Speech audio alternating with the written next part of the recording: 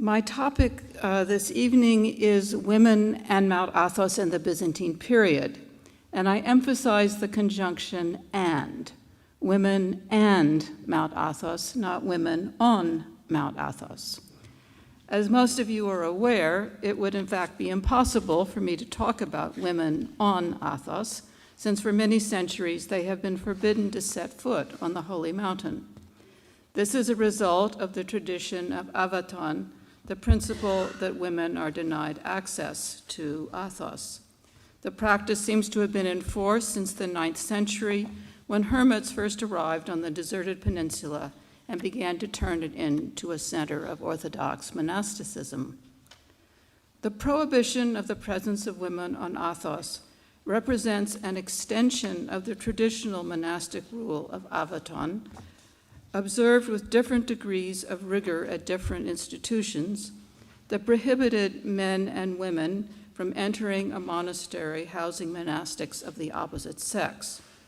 In the case of Athos, the mountain came to be regarded as one large monastic complex, and hence it seemed proper to impose a total prohibition on women.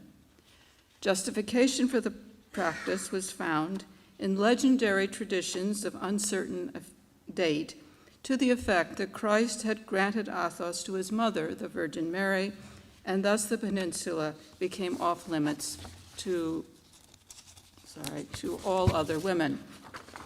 Another legendary tale recounted that when the 5th century Empress Galla Placidia visited the Vatopedi monastery, and this would have been a chronological impossibility since it was not founded until the 10th century, a voice came from an icon of the Virgin ordering her to leave and stating that only one queen, the Virgin, was allowed on Athos and no other woman was permitted to set foot on the peninsula.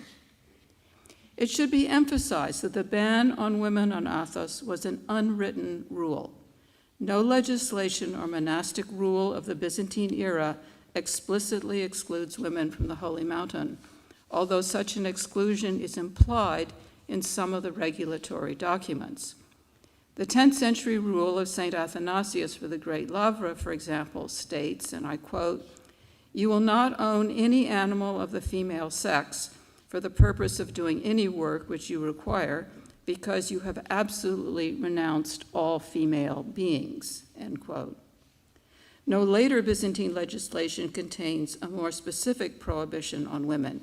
It seems that the principle of Avaton was so ingrained in Athenite custom law and tradition that it was unnecessary to put such a rule in writing. And in fact, the traditional prohibition sufficed. During the Byzantine era, that is up to 1453, I know of only 3 instances when women visited the peninsula. Around 1100, several hundred families of nomadic Vlach herders moved onto Athos to pasture their flocks of sheep and goats. Not only did Vlach girls work as shepherdesses, but they brought cheese, milk, and wool to the monasteries and baked bread for the monks.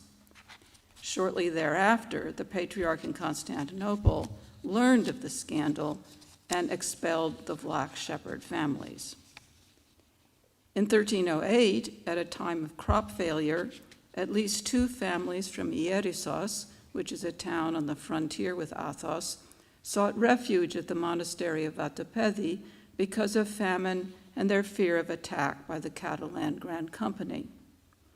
As a final instance, during the winter of 1347-48, Jelena, the wife of the Serbian Tsar Stefan Dusan, spent several months at the Serbian monastery of Hilandar in an apparent attempt to flee the Black Death.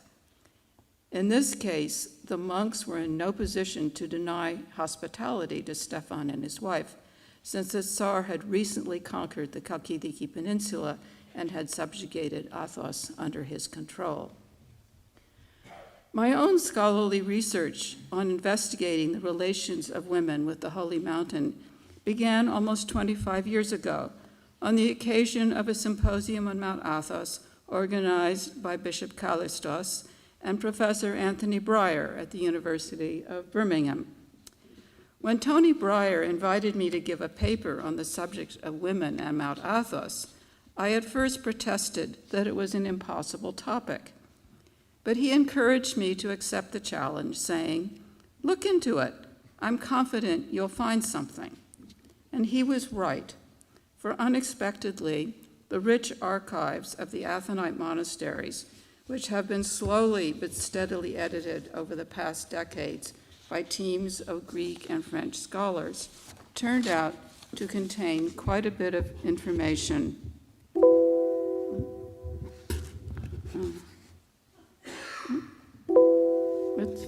This is not working. Okay, there it is. About female vendors and donors to Athonite institutions. Although women could not visit Mount Athos, monks could leave the holy mountain on business trips, during which they inspected the monastery's far-flung properties. And here I show you a map shows you a few of the locations where Athonite monastic properties were located, just to show you how far afield from the holy mountain these were. The properties included fields, vineyards, olive groves, water mills, and salt pans in the countryside, and houses, workshops, stores, and gardens in cities. In addition to overseeing these varied parcels of real estate, the monks were always seeking to add even more properties, and they often negotiated face-to-face with women, especially with widows who had inherited substantial amounts of land and other immovable assets upon their husband's death and regained control of their own dowries. I have calculated that women were involved in 43% of all property transactions recorded in the Athonite Acts published to date, 27% in concert with their husbands or other male relatives, and 16% women acting on their own behalf. Not all the sales were completely voluntary, for sometimes monasteries exerted pressure on men and women alike to sell land that was adjacent to lands already owned by the monastery, so as to make up a contiguous parcel. On other occasions, monasteries used their economic might to force agreements with women in financial distress.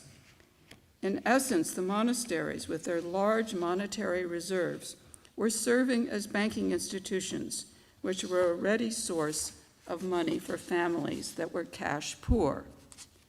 Thus, we read about a woman who sold a field to the Aviron monastery in order to acquire the funds to ransom her son, who had been captured by the Arabs.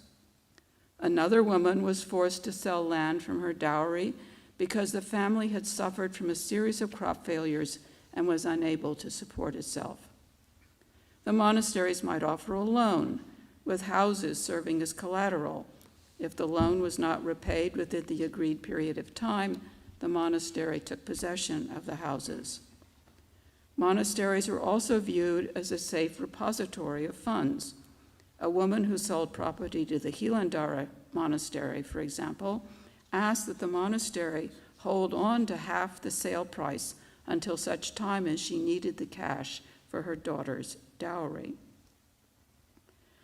A second principal category of transactions involving women was acts of donation.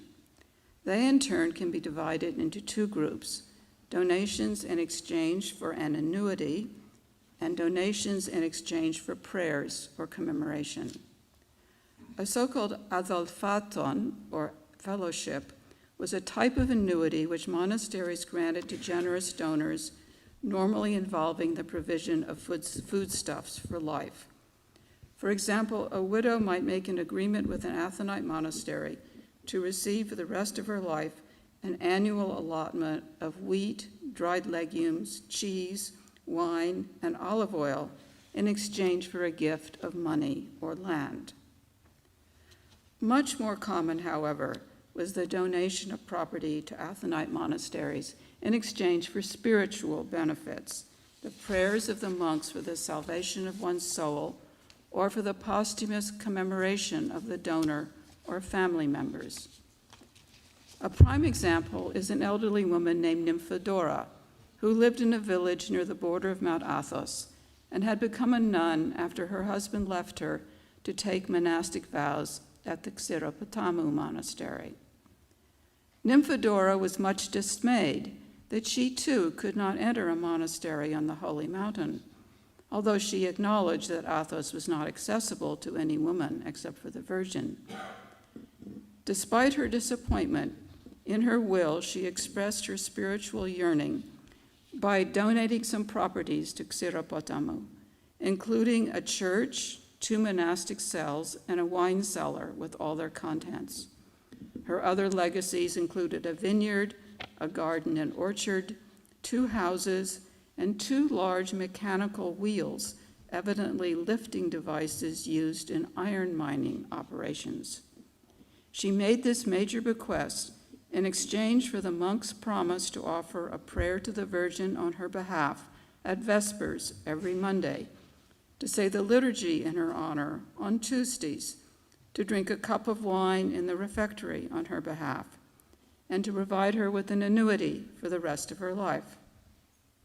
After she died, a liturgy was to be celebrated annually on the anniversary of her death for, quote, as long as orthodoxy continues to hold sway on the holy mountain of Athos, to quote the words of her will. One of the most important surviving documents about women's pious donations is another will, the late 11th century testament of Kali Pakuriani, which you see on the screen. She was the childless young widow of an aristocratic general who lived in Constantinople. And I should note parenthetically that these 2 women's wills, the only such documents preserved from the Byzantine era, have survived thanks to the fact that a copy was deposited in the archives of an Athonite monastery. Kali's husband had developed strong spiritual ties with the Iviron monastery on Athos during his lifetime and made arrangements for his burial there in a marble sarcophagus. One of the bequests in his will was payment to the monastery for his funeral and burial expenses and subsequent commemoration. Once widowed and herself in failing health, Kali became the nun Maria and seems to have established a kind of household convent in her mansion in the capital, where she lived together with her mother, sister, a couple of friends, and some servants who also took the veil. Kali Maria, who had inherited the bulk of her husband's estate, gave Iviron property near present-day Drama to ensure the perpetual commemoration of her husband. The revenues from the estate were to provide sufficient income for the annual services, specifically 100 bushels of wheat, 10 sheep, and 100 measures of wine to cover the expenses of the memorial service, a festive meal, and distributions to the poor. It should be noted that these commemorative services were especially important for Maria, who was childless and could not count on her descendants to arrange these memorial liturgies. One noteworthy aspect of the relationship between Maria and the Iviron monastery was that her husband had requested that she be buried at Iviron alongside him, an inconceivable possibility on a holy mountain, which excluded women even in death. Maria herself did not follow up at her husband's wish, instead leaving instructions that she was to be buried wherever she happened to be at the time of her death. The spiritual connections of some female donors to Athonite monasteries were so close that a few of them even termed themselves brethren of the monastery. When a woman called Maria and her husband Constantine gave property to the Great Lavra, Maria wrote as follows in the act of donation, and I quote, "During our entire life we have been devoted to the Lavra and have much faith in it. Therefore, since we have now reached old age and have no son or anyone else to take care of our souls, we have sought refuge at the Holy Lavra as at a harbor of salvation, so that the monks may inscribe our names in the holy diptychs of the Church, to be commemorated at the Holy Liturgy in atonement for our sins. From now on, we will be united with the monks in spirit, having become one soul with them, and being brethren of the Lavra, since it is our mother from now on, and we are her children." End quote. Although she was physically separated from Athos, Maria viewed the abbot as her spiritual father, the Lavra as her mother, and herself as one of the brethren and children of the Lavra. In addition to immovable property such as fields, vineyards, and olive groves, women also made donations to Athonite monasteries of small portable objects such as icons, liturgical vessels, manuscripts, and works of minor art, including crosses and other objects and precious metals. In her will, Kalipa Kuriani stipulated that the following items were to be sent to Eviron, the burial site of her husband: 2 icons with silver frames, one of Christ and one of the Virgin, a silver cross, and 2 silver lampstands. These were intended to adorn her husband's tomb and were given, quote, "on account of my great love for Athos," end quote. Another monastery, Vatopedi, was to receive 2 other icons, one of the Deasis, one of the Baptism of Christ, and some liturgical books from her private chapel. We can get some idea of the nature of these gifts of a wealthy aristocratic woman from some similar objects from the late Byzantine period that are still preserved on Athos today.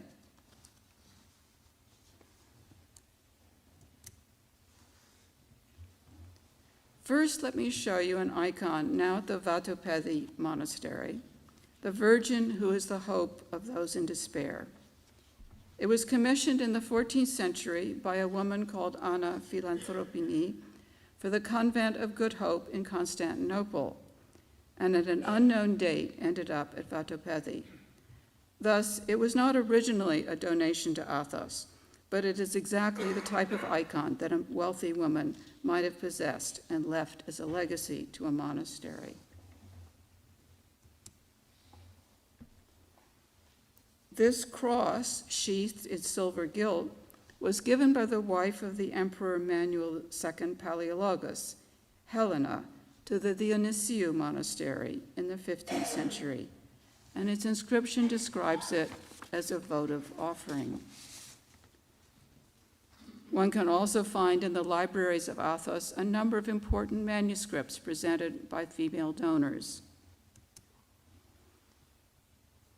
In the early 14th century, Irene, probably Yolande of Montferrat, the second wife of Emperor Andronicus II, gave the Lavra a lectionary of very large format and requested the prayers of the monks who read from the beautifully illuminated volume that included this beautiful evangelist portrait and elaborate headpieces.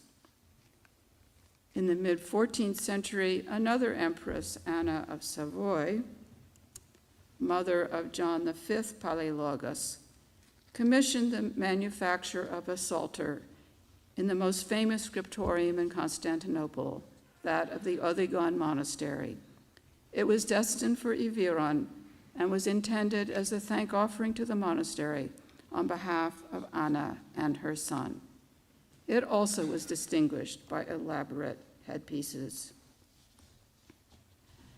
And so, to conclude, although Byzantine women were not able to visit the monasteries of Mount Athos in person, many of them formed spiritual relationships with these institutions through pious donations, often termed psychika, or gifts of the soul. In return for their generous offerings, they might receive bodily sustenance, such as food provisions for their remaining years, or have their names inscribed in the so-called diptychs of the Church, which recorded the names of those supporters of the monastery for whom prayers or liturgy were to be said during their lifetimes and on the anniversary of their deaths.